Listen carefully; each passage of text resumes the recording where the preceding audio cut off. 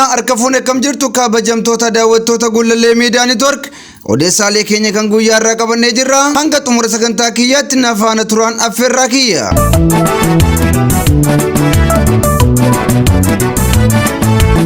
Godina Qellam Wallaggaa aanaa Anfilloo keessatti gootichi waraana bilisummaa Oromoo loltoota PP irratti tarkaanfii fudhateen injifannoo galmeessee jira.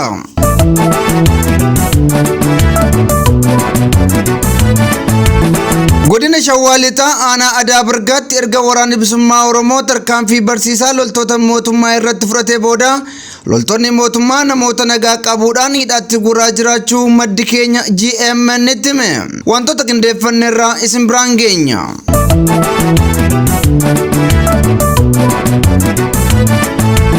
Ajajaa olaanaan waraana bilisummaa Oromoo duraanii fi miseensi paartii biyya jeeqaa jiru PP goolichi dheengee humnoota mootummaatiin reebamee du'aaf jireenya gidduu jiraachuun himame.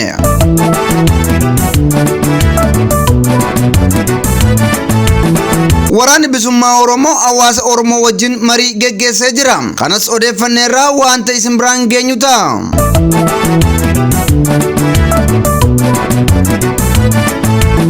Mata duree keenya dhumaatiin ajjechaa qindaa'aan mootummaan Itoophiyaa ajajaa olaanaa waraana bilisummaa Oromoo Jaalmarroo Dirribaa irratti qindeesse fashalaa'uun dhagahamee jira. Irra deebiin akkam jirtu kabajamtoota daawwattoota Gullallee Miidiyaa Network.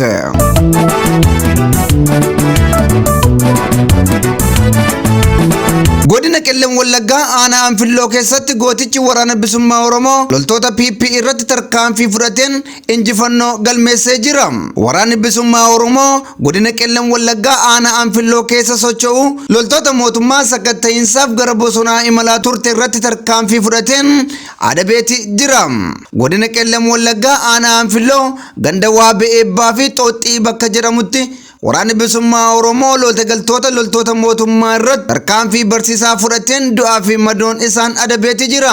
Loltoonni mootummaa kunneen gandoota aanaa Anfilloo keessa deemuudhaan hawaasa nagaa dararaa fi akkasumas waraana bilisummaa Oromoo irratti tarkaanfii fudhachuudhaaf socho'aati turte. Haaluma kanaan guyyaa har'aa waraanni bilisummaa Oromoo haxxee hidhuudhaan loltoota mootummaa sakatta'iinsaaf garichatti bobbaate irratti haleellaa raawwateen adabbii barsiisaa kenneefiiti jira. Waraanni bilisummaa Oromoo haleellaa loltoota mootummaa kana irratti erga raawwateen booda loltooti mootummaa humna dabalataa waammachuudhaan garasitti bobbaatus konkolaataa isheetii fi lafoodhaan baqattee jirti jedhamee jira. Godina Qellam Wallaggaa aanaa Anfilloo keessatti loltoonni mootummaa waraana bilisummaa Oromoo dura dhaabbachuu dadhabuudhaan hawaasa nagaa irratti tarkaanfii fudhachaate jiru.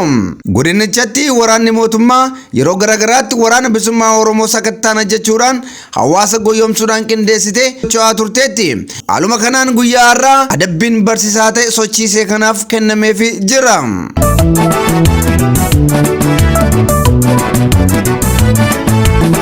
Godina Shawaa Lixaa aanaa Adaa Bargaatti erga waraanni bilisummaa Oromoo tarkaanfii barsiisaa loltoota mootummaa irratti fudhatee booda loltoonni mootummaa namoota nagaa qabuudhaan hidhaatti guuraa jiru jedhame.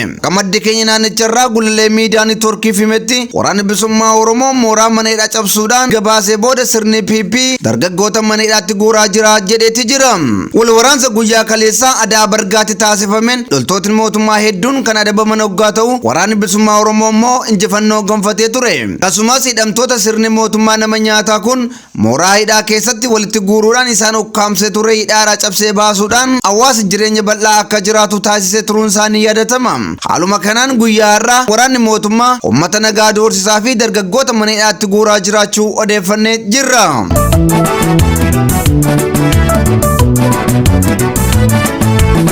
Ajajaa olaanaan waraana bilisummaa Oromoo duraanii fi miseensi paartii biyya jeeqaa jiru PP yeroo ammaa goolichi dheengee humnoota mootummaatiin reebichi irratti raawwatamee jira jedhame. Goolichi dheengee qabsoo sabaa sharafuudhaan mootummaa biyya jeeqaa jiruuf michuu ta'ee eegdota isaan reebamuudhaan ilkaan irraa yaafame yaalarra jiraachuu odeeffannee jirra. Goolichi dheengee erga qabsoo sabaa sharafee mootummaa biyya jeeqaa jiruuf erga michuu ta'ee booda eegdonni isaa isa reebuudhaan ilkaan irraa harcaasanii jiru jedhamee jira. Goolichi yeroo duraatiif waraana bilisummaa Oromoo ganuun mooraa qabsoo Oromoo keessaa erga baafame booda gara caasaa mootummaa biyya jeeqaa jiru PP dabalamuun isaa ni yaadatama. Yeroo ammaa kana loltoonni isa eegaa jiran reebicha irratti raawwachuudhaan du'aa fi jireenya gidduu jiras jedhamee jira. Golichi dheengee faayidaa dhuunfaa isaan gooyonfamuudhaan gara mooraa paartii bilxiginnaa jettee of waamtu PP'tti dabalamuun isaanii yaadatama. Golichi dheengee caasaalee mootummaa yeroo sana turaniin gooyonfamuudhaan faayidaa addaatu siif kennama. Oromootu biyya hoogganaa jira. Faayidaan ati bosonaa qabdu hin jiru. Karaa seeraa fi diimokiraasii ta'een dorgomuu ni dandeessa jechuudhaan gooyonfamuudhaan gara biyyaatti deebi'uun isaanii yaadatama. Haaluma kanaan golichi dheengee qaballaa loltoonni isa eegaa turan isa kabalaniin ilkaan irraa dhumuudhaan yeroo ammaa kana du'aaf jireenya gidduu jira jedhameeti jira.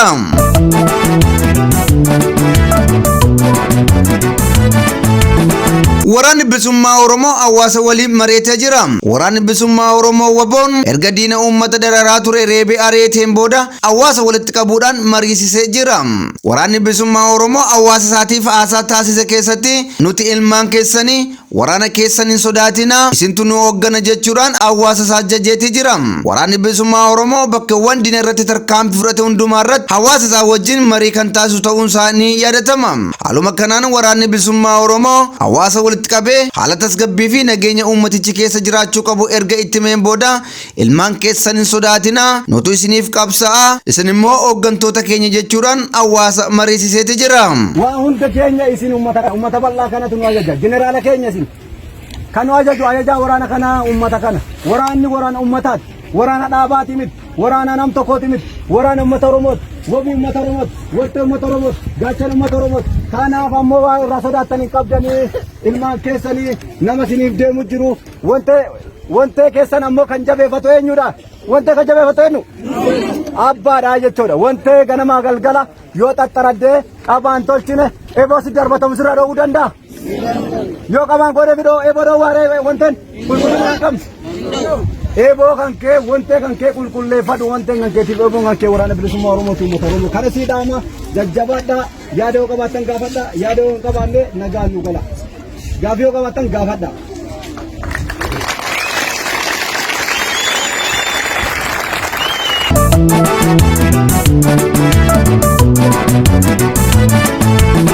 Ajjechaa qindaa'aan mootummaan Itoophiyaa ajajaa olaanaa waraana bilisummaa Oromoo Jaalmarroo Dirribaa irratti qindeesse fashalaa'uun dhagahame. Mootummaan Itoophiyaa mariin araaraa erga gufatee booda ajajaa olaanaa waraana bilisummaa Oromoo biyyatti akka deebi'een ajjechaa geggeessuuf yaalaa tureera. Kanaanis teekinooloojii daataa funaanuu fayyadamuudhaan imala ajajaa olaanaa waraana bilisummaa Oromoo xaxuuf yaalaa tureera jedhame. Akka madda odeeffannoo keenyaatti akkuma ajajaa olaanaan waraana bilisummaa Oromoo Jaalmarroon gara biyyaatti galeen bakka qubsuma isaa argachuuf yaalus bakki qubsuma ajajaa kanaa jijjiiramuu isaatiin yaaliin ajjechaa kun fashalaa'ee jira jedhame. Mootummaan Itoophiyaa waa'ee isaaf ciisee akka hin bulle kan bare ajajaa olaanaan waraana bilisummaa Oromoo Jaalmarroon tooftaa adda ta'een kiyyoo teekinooloojii kana ciree bahuu danda'eera jedhamee jira. Mootummaan Itoophiyaa ajajaa olaanaa waraana bilisummaa Oromoo Jaalmarroo Dirribaa ajjeesuuf teekinooloojii daataa funaanu xiyyaara dhaabbata mootummoota gamtoomanii irratti fayyadameera jechuun maddi keenya Gullallee miidiyaa neetwoorkiitti himee jira. Mootummaan Itoophiyaa seeraa fi safuu hin qabne meeshaalee teekinooloojii daataa funaanan xiyyaara dhaabbata mootummoota gamtoomanii irratti fayyadamuus danda'eera jedhamee jira. Mootummaan Itoophiyaa Oromoo balleessuuf ciisee kan hin bulle hoggaa ta'u ajajaa waraana bilisummaa Oromoo Jaalmarroo dhabamsiisuuf yeroo baay'ee irratti hojjetaa tureera. Kanaanis kaayyoon mootummaa kana jalaa fashalaa'uunsaa dhagahameeti jira.